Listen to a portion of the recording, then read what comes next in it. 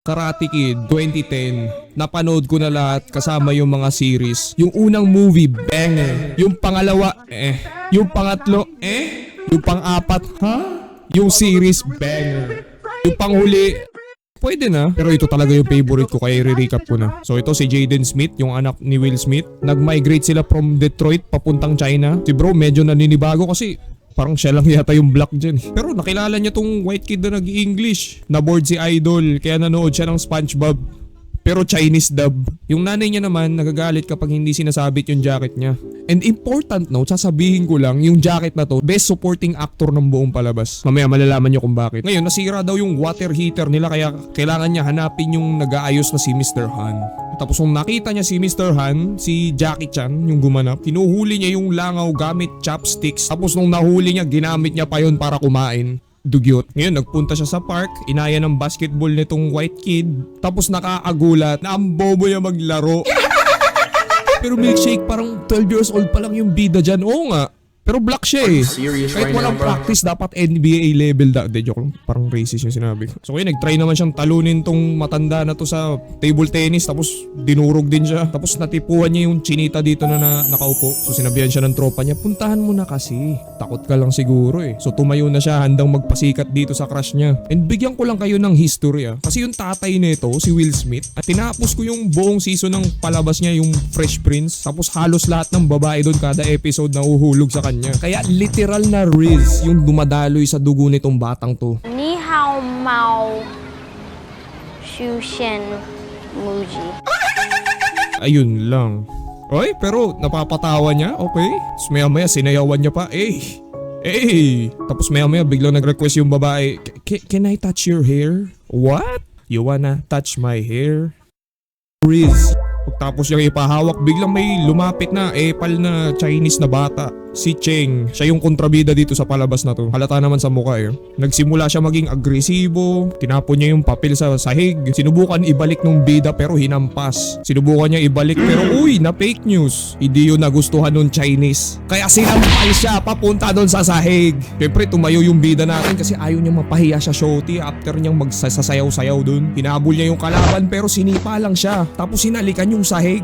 Diyan niya na-realize na hindi to normal na away bata. Tapos sinhype pa siya ng kalaban niya, go get him. Hinabol niya si Cheng tapos binuhat. Pero kahit mangiyak-ngiyak, sinubukan niya pa rin lumaban. Pagtapos niya mabigyan ng suntok, sipa combo, papunta sa sahig. Daming sahig. Nakalanding siya ng suntok tapos si Cheng naman napunta sa sahig.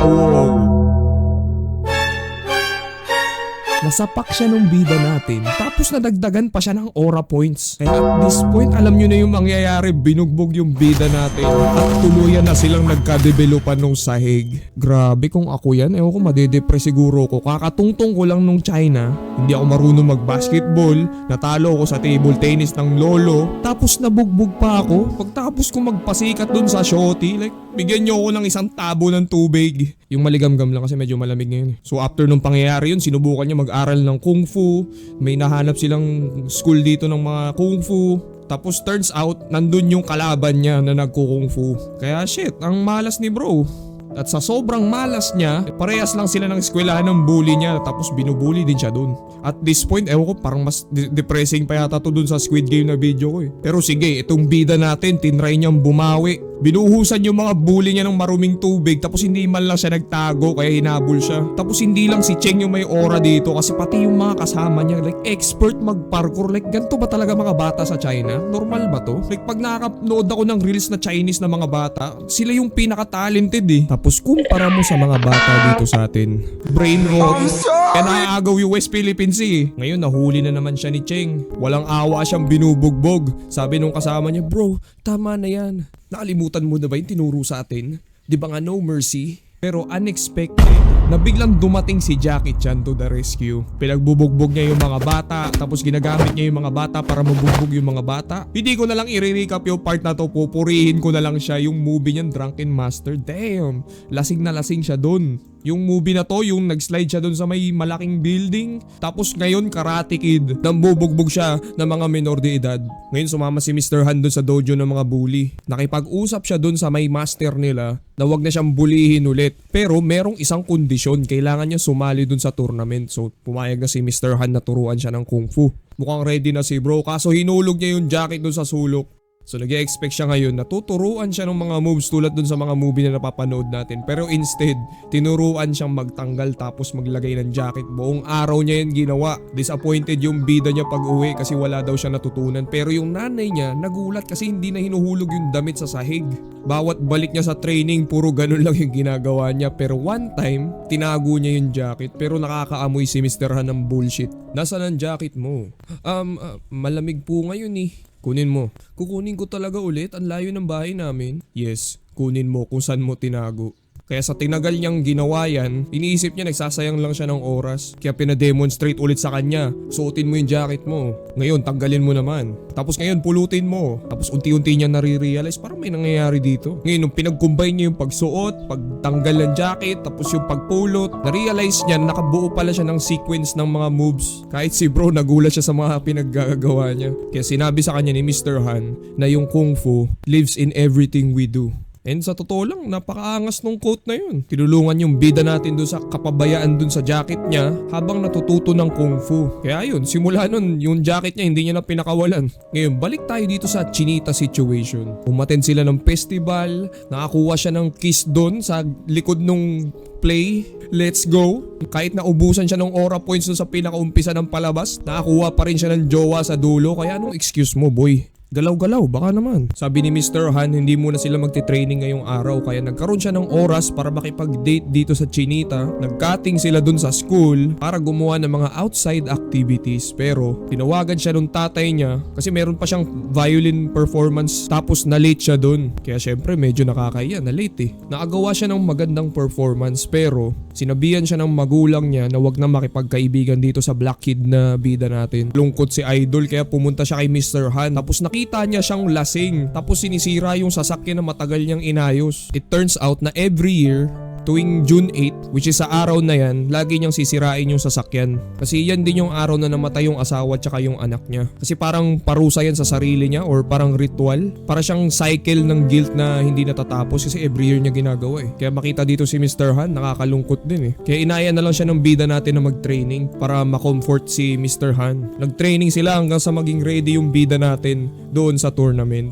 Pero bago yun, pumunta muna siya dun sa bahay ng shorty niya. Tinuruan siya ni Mr. Han mag-Chinese para mag-sorry dun sa magulang niya. Ngayon, dumating na yung araw ng tournament. Nandito na siya sa una niyang laban. Sinipa si bro sa kamay tapos tumakbo palayo. Kaya easy 1 point tuloy yung kalaban niya. Ngayon sa next round, focus. Nagawa niya yung jacket combo niya dun sa kalaban. Kaya easy 1 points. Ngayon yung kalaban niya seryoso na. Gagawin niya dapat yung suntok ni Jason Castro dun sa FIBA. Pero nakatanggap siya ng sipa sa ulo. And ayun, first match, panalo kagad.